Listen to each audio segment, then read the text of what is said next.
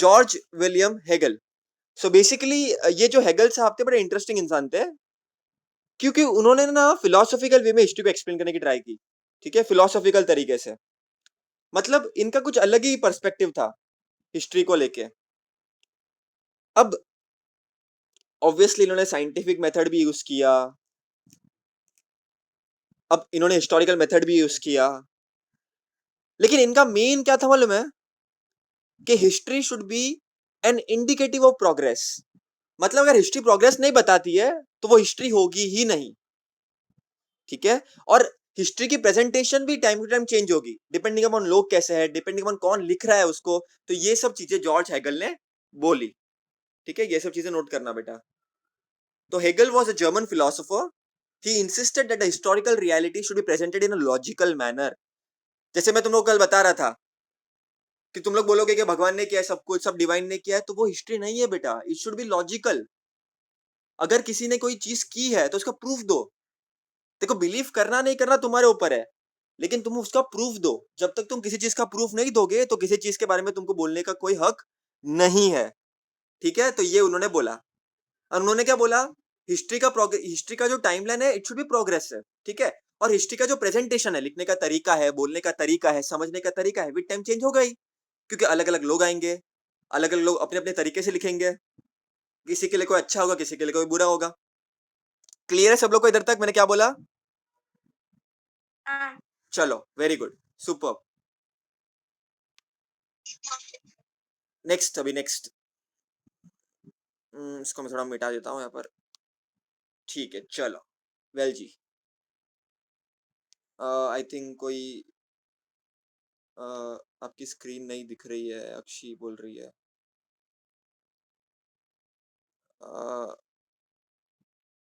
Admit. ठीक है जी। Okay, अभी स्क्रीन दिख रही है सब लोग को? स्क्रीन दिख रही है? अगर स्क्रीन नहीं भी दिख रही है तो टेंशन मत लो, तुम्हारी बुक निकालो, ई बाल भारती पे बुक इंस्टॉल करो, डाउनलोड करो, सब कुछ अवेलेबल है अपने पास ऑप्शन। ठीक है, मेरा सुनो, वो इंपॉर्टेंट है, सुनना इंपॉर्टेंट है। मैं जो बोलूंगा तुमको लर्न करने में फिर इजी पड़ेगा, वरना प्रॉब्लम होगी। जिसने लर्न किया होगा उन्होंने नोट कर दिया किया होगा।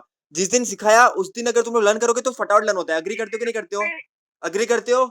हाँ, तो ये चीज फॉलो करो बेटा, आपसे तुम्हारा बहुत फायदा होगा, डेफिनेटली बहुत फायदा होगा। ठीक है, चलो। तो हेगल ने क्या किया? With Hegel philosophy many scholars were convinced that historical method. क्या क्या क्या? एनी डाउट्स बेटा? आवाज आ रही है सब लोग को बेटा? हाँ सर। ठीक है, बढ़िया। So with Hegel's philosophy, many scholars were convinced that historical methods were not of lesser quality, though they differed from scientific methods. इसका मतलब क्या होता है अभी? देखो, साइंस को लोग इतना मानते हैं ना कि लोग बाकी चीज को मानने के लिए रेडी नहीं होते, क्योंकि साइंस प्रूफ देता है। लेकिन हेगल ने क्या बोला कि हिस्ट्री भी साइंस से कम नहीं है, हिस्ट्री की क्वालिटी भी साइंस से कम नहीं है। बेटा, कोई किसी की आवाज आ रही है मेरे को? क्या हुआ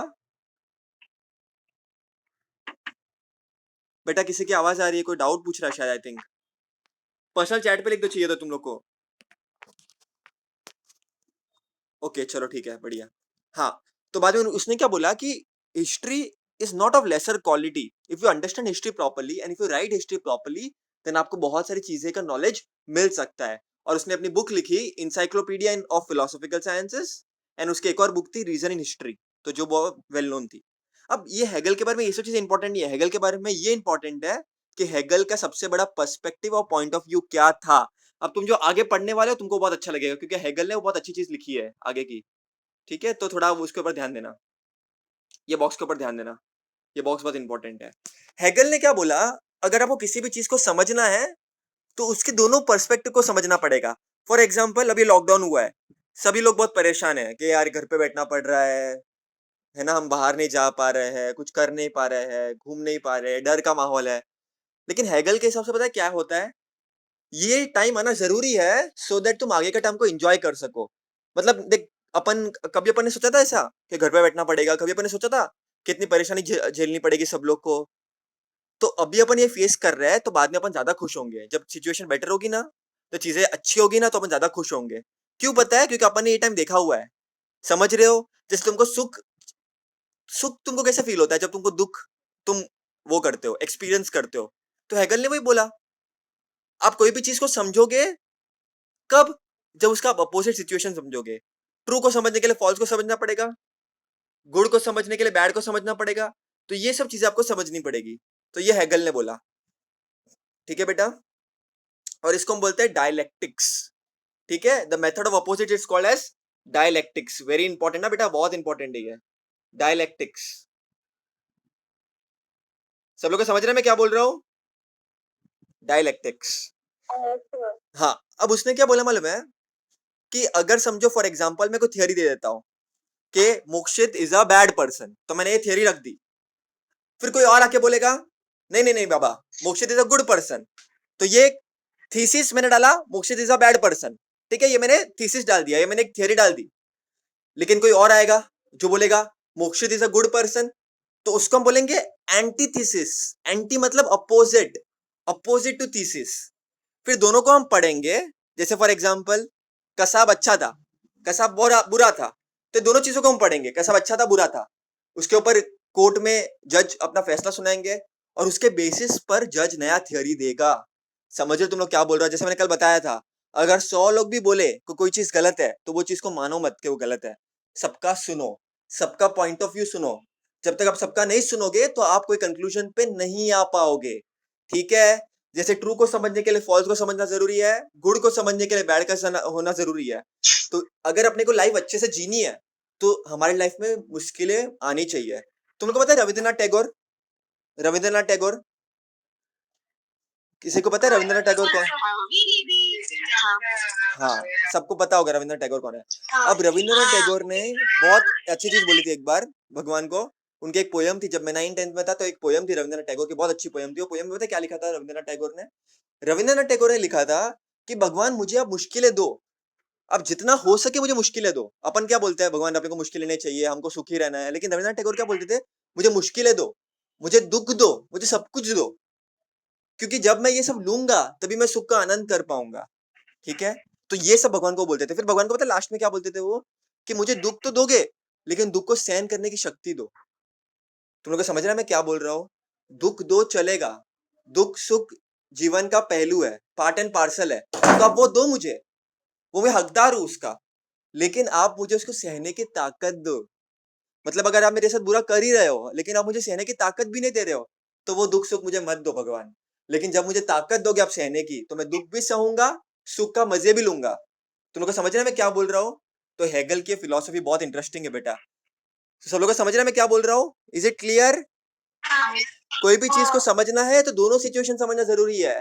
जैसे लॉकडाउन जब खत्म हो जाएगा तो अपन कितने खुश हो जाएंगे सब लोग। अपन सोचेंगे कि वो टाइम भी क्या था, ये टाइम को भी अपन याद करेंगे बहुत ज्यादा। अपने बच्चे को, अपने पर पोते को सुनाएंगे अपन कि टाइम था हमारी जिंदगी में। ठीक है? ये अपन लोगों को बता पाएंगे, लोगों को अपन समझा पाएंगे। ठीक है? तो बहुत इंपॉर्टेंट है बेटा, बहुत ज्यादा इंपॉर्टेंट है। अच्छा का होना बुरा, बुरा के लिए होना अच्छा। तुम लोग को समझ रहे हैं मैं क्या बोल रहा हूँ?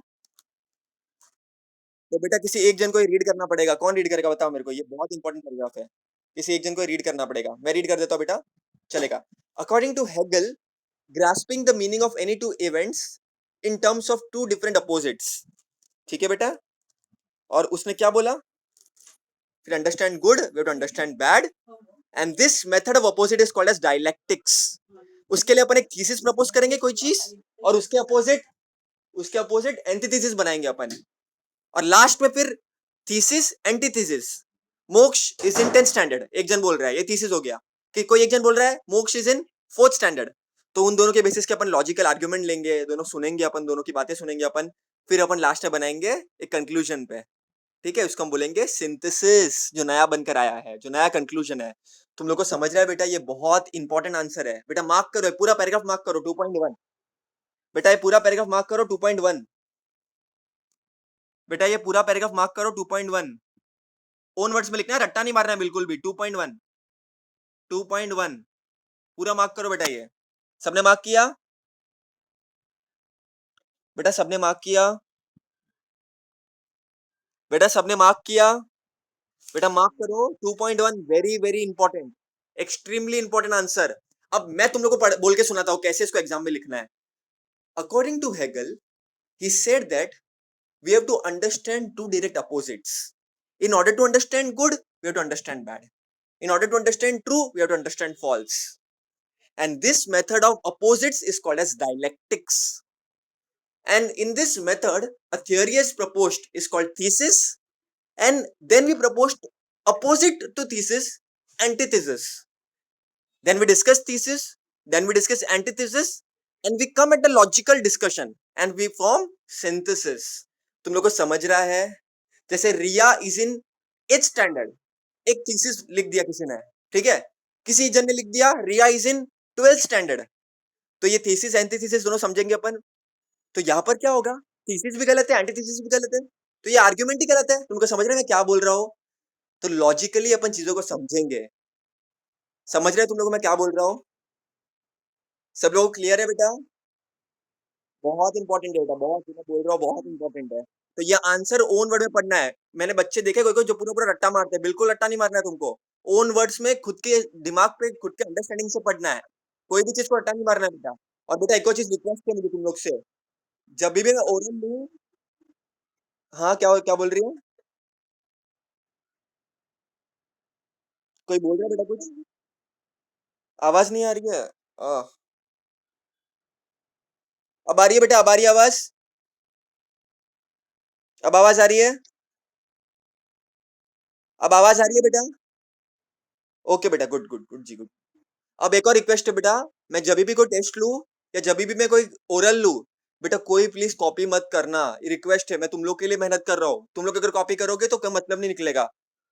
ठीक है, मुझे भरोसा है ऐसा तो तुम लोग नहीं करोगे, मैं श्योर हूँ। लेकिन कोई भी अगर कर रहा है तो मत करो बेटा, इसका कोई मतलब नहीं है। क्योंकि एक बार जब क्वेश्चन स्टार्ट होगा, मैं तुम लोग को पूछूंगा सब क्वेश्चन आंसर, तुम लोग अगर नहीं दे पाओगे तो तुमको ही खराब लगेगा फिर।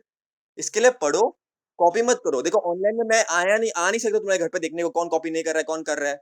मैं सिर्फ भरोसा रख सकता हूँ, मैं सिर्फ ट्रस्ट रख सकता हूँ। अगर तुम लोग कॉपी कर रहे हो बेटा तो मेरे लिए बहुत बुरी बुरी चीज होगी वो, मुझे बुरा लगेगा बहुत। प्लीज बेटा कोई कॉपी मत करना।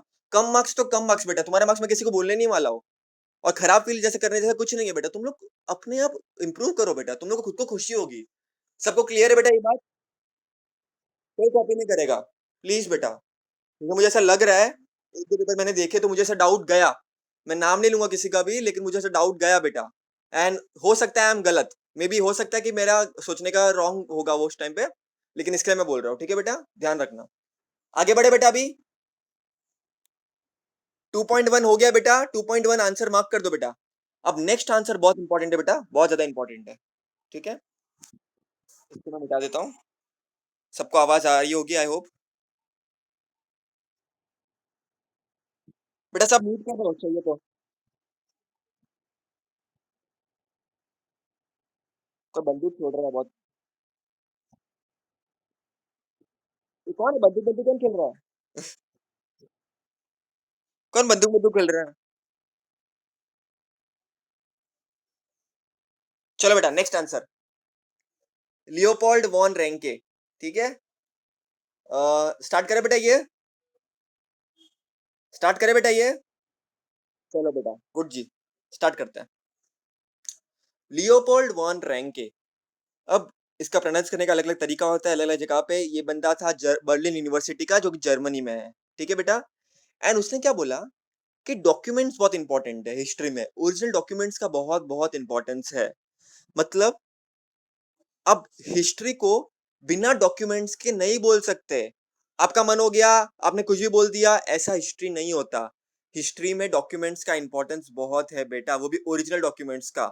इसके लिए देखते हो ना, तुम लोग स्कूल में जाते हो ना तो जेरॉक्स भी नहीं चलाता, कोई कोई तो बोलता है ओरिजिनल डॉक्यूमेंट लेकर आओ, ओरिजिनल डॉक्यूमेंट लेकर आओ, ओरिजिनल डॉक्यूमेंट लेकर आओ।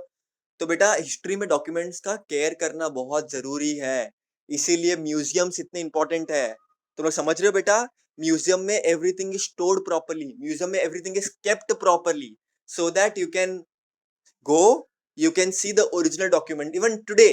शिवाजी महाराज की तलवार वगैरह पड़ी हुई है म्यूजियम वगैरह में, ठीक है, क्योंकि वो ओरिजिनल डॉक्यूमेंट है शिवाजी महाराज का। कल जाकर के अगर कुछ डिबेट हुआ तो हमारे पास डॉक्यूमेंट्स पड़े हैं, हमारे पास डॉक्यूमेंट्स है। तो ये सब चीजें बेटा नोट करना। तो लियोपोल्ड वॉन रैंके ने एक ही चीज बोली, ओरिजिनल डॉक्यूमेंट लेकर आओ, ओरिजिनल डॉक्यूमेंट लेकर आओ, ओरिजिनल डॉक्यूमेंट लेकर आओ। हिस्ट्री को पढ़ना है तो ओरिजिनल डॉक्यूमेंट लेकर आओ। तो इस इंसान ने पता है क्या बोला, अगर हिस्टोरिकल ट्रुथ अपने को पढ़ना है तो अपन इमेजिनेशन नहीं ला सकते कि अच्छा अच्छा ऐसा ऐसा हुआ होगा, अच्छा अच्छा जोधा ने अकबर के लिए महल बनाया, अच्छा अच्छा ऐसा होगा वैसा होगा, ये गलत है। इवन आज तो रिसेंट स्टडी ये भी है, कोई कोई बोलते हैं जोधा थी ही नहीं कोई, ये कोई कोई स्टडी ऐसा भी बोलते हैं कि जोधा थी नहीं, ये इल्यूजन क्रिएट किया गया है लोगों ने अपने राइटिंग्स के थ्रू। तुम लोग को समझ रहा है? मैं ये नहीं बोल रहा हूँ कि थी कि नहीं थी, लेकिन ऐसे भी स्टडीज है जो ये प्रूव कर रही है। तो अब सच क्या है वो अपने को भी नहीं मालूम, अपन सुनते आ रहे बचपन से, तो अपन ने वो चीज एक्सेप्ट कर ली है। ठीक है, जैसे अपन बचपन से क्या सुना है, mango is the king of fruits, बराबर। बस अपन वो समझते आ रहे हैं, वही पढ़ते आ रहे हैं क्योंकि लोगों ने बोला है अपने को वो। कल मेरी मर्जी होगी, मैं बोलूंगा नहीं नहीं चीकू इज द क्या बोलते हैं, मैं chikoo is the king of all the fruits, तो फिर वो चेंज हो जाएगा। तो ये डिपेंड करता है लोग कैसे इमेजिन करें, डिपेंड करता है लोग कैसे बोले। तो इसने बोला ये गलत है। हिस्ट्री कोई मजाक नहीं है, हिस्ट्री को इमेजिनेशन की तरह मत लो। उसने अपनी दो बुक लिखी, the theory of practice of history and the secret of world history, ये दो बुक बहुत इंपॉर्टेंट है। बेटा ये जो भी तुम ऑथर का देख रहे हो उसका बुक लर्न कर देना। ठीक है, वो इंपॉर्टेंट है बहुत ज्यादा, बुक लर्न कर देना बेटा। कौन सी बुक उसने लिखी है, ऑब्जेक्टिव में पूछूंगा तुम लोग को, इधर ही तुम लोग फंसोगे, देख लेना। इधर ही सबके मार्क्स जाएंगे टेस्ट में। तो ये बेटा अपन रीड कर लेंगे। कौन रीड करेगा बेटा इसको, ये आंसर को कौन रीड करेगा? हाँ कर बेटा, रीड कर, रीड कर बेटा। बेटा by the way, it's one of the answers of A text book. Okay, it's a very very important answer. It is answer number 6.4 बेटा, मार्क कर दो। 6.4 किधर से मालूम है, मैं तुमको बताता हूँ। पूरा पैराग्राफ मार्क नहीं करना, डोंट वरी। इधर से, Leopold von Ranke spoke about the critical method of historical research से लेके लास्ट तक, 6.4, very good. He spoke about the critical method of historical research, he put emphasis on the utmost importance of gathering original documents। तो ये सब चीजें बेटा आपको, और लास्ट तक पूरा बुक तक। ठीक है बेटा, तो ये 6.4 है तुम्हारा, ये आंसर है तुम्हारा। ठीक है, कौन रीड करेगा बेटा, कौन रीड करेगा बेटा?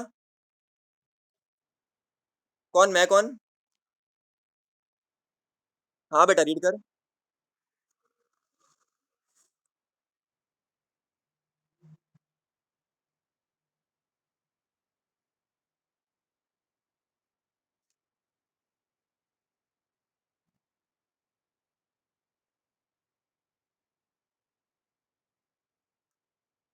बेटा ये मार्क करो, original documents, original documents word बहुत इंपॉर्टेंट है। अगर तुम आंसर लिख रहे हो और अगर तुम ओरिजिनल डॉक्यूमेंट्स नहीं बोल रहे हो, तुम्हारा एक मार्क आराम से कटेगा, क्योंकि ये उसका सबसे इंपॉर्टेंट लाइन है।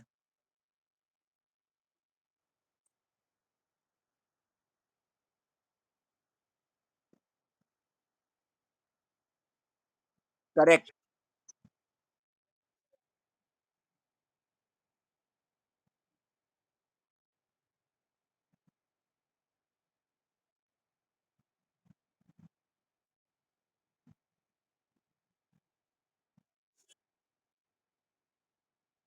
करेक्ट। तो इमेजिनेशन नहीं कर सकते तुम हिस्ट्री में, हिस्ट्री इज नॉट इमेजिनेटिव। तुम बोलोगे मेरा ये मर्जी है मैं ये करूंगा, ऐसा नहीं होता हिस्ट्री में। हिस्ट्री में you can not imagine anything the way you want it to be. Clear है बेटा सब लोग को? तो ये आंसर मार्क कर दो, 6.4, बहुत इंपॉर्टेंट है बेटा, बहुत बहुत इंपॉर्टेंट है। ठीक है बेटा, किसी को कुछ डाउट्स, किसी को कुछ डाउट्स? आई थिंक एरिया का ट्यूशन क्लास होगा फ्रेंच का, किसी का फ्रेंच, तो आज आई थिंक आज के लिए इनफ करेंगे। बाकी सबका मैं ओरल लूंगा, बाकियों का, बाकी पहले के चार आंसर, और पहले का जैसे मैं बताया था ग्रेविटेशन और लाइव प्रोसेस, इंडिविजुअली मैं अभी सबको वीडियो कॉल करने वाला हूँ और ओरल लेने वाला हूँ। ठीक है, तो I think it would be the best तरीका फॉर एज ऑफ नाउ। आज का तुम्हारा काम क्या है, आज मैंने तुम लोग को दो आंसर्स मार्क करके दिए हैं, एक तो 2.1 वाला और एक तो 6.4 वाला। तो अब तक पूरे चैप्टर में 6 आंसर हो चुके हैं बेटा। ठीक है, पूरे चैप्टर में बेटा 6 आंसर हो चुके हैं। आई थिंक हेगल वाला भी आंसर आई थिंक है पीछे, आई थिंक सो। नहीं है ना? ओके बेटा, तो 6 आंसर हो चुके हैं पूरे, तो तुमको पढ़ने लर्न करना है। कब तक? आज का पूरा दिन है, कल का भी पूरा दिन है, कल शाम तक। ठीक है, दो ही आंसर है, और कोई? और किसी को डाउट है बेटा इधर तक? आज के लिए आई थिंक बस करेंगे, किसी को डाउट है? किसी को डाउट है? अब मैं इंडिविजुअली फ़ोन करके वाला हूँ और ओरल लेने वाला हूँ किसी सबका, ठीक है? 4-4 जन का वीडियो कॉल लेकर मैं ओरल लेने वाला हूँ अभी, क्योंकि इधर से तो बहुत डिफ़िकल्टी हो जाएगी। क्लियर है सब लोग को इधर तक? किसी को डाउट है तो बोलो बेटा। डाउट है किसी को?